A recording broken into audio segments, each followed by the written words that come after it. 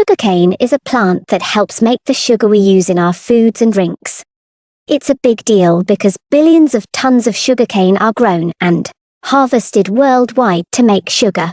In 2021, the world grew a lot of sugarcane, around 1.9 billion tons.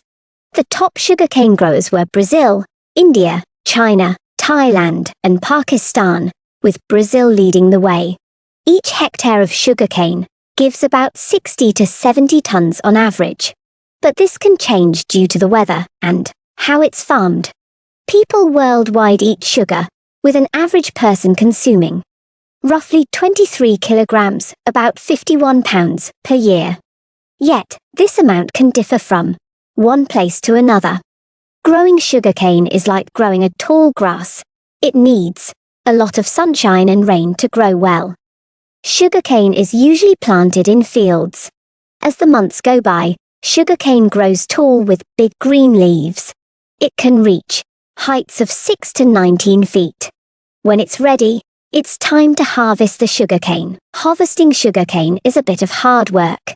Farmers use special machines to cut the sugarcane stalks close to the ground. These machines are like big knives that can quickly slice through the tall plants. Once the sugarcane is cut, it's loaded onto trucks and taken to a sugar mill or refinery. At the mill, they squeeze the sugarcane to get the juice out. This juice is then processed to make sugar. Making sugar from sugarcane involves many steps. It starts with raw sugar, which isn't suitable for eating. The first step is to get this raw sugar from one of the mackay mills. It comes in trucks and goes into a big container.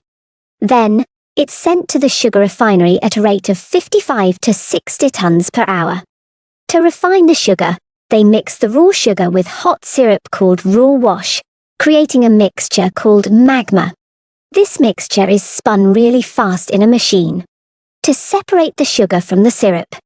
They also spray hot water on it to help with the separation. This process removes about 30% of the color from the original raw sugar.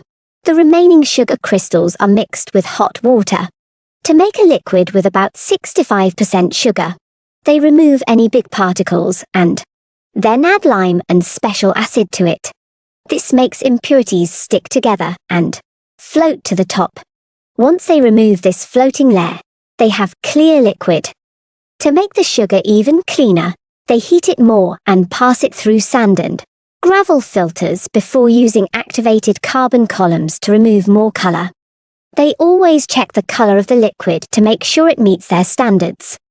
Then, they take out the extra water by using a special machine, which makes the sugar more concentrated. This concentrated liquid goes into vacuum pans with CSR caster sugar to grow sugar crystals. This process is automatic and makes sugar crystals that are all the same size. Next, they spin the mixture very fast in another machine to remove the syrup. The amount of water they add during this step decides the final color of the sugar crystals. The syrup they remove can be used to make other types of sugar. Finally, they send the sugar crystals through a big dryer to remove extra moisture. After that, the sugar is stored in a big container for 24 to 36 hours. This is how they make high-quality sugar in Australia.